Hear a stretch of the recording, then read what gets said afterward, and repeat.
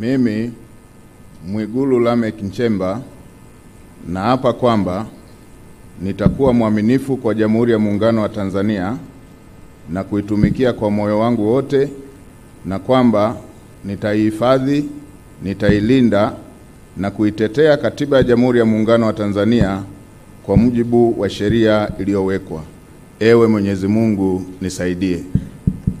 Mimi Mwigulu Lameck Nchemba naapa kwamba nitaitumikia vema na kwa moyo thabiti Jamhuri ya Muungano wa Tanzania katika kazi zangu za waziri mkuu, na kwa wakati wote nitamshauri kwa hekima na uaminifu Rais wa Jamhuri ya Muungano wa Tanzania, na kwa vyovyote vile sitatoa siri za baraza la mawaziri. Ewe Mwenyezi Mungu nisaidie.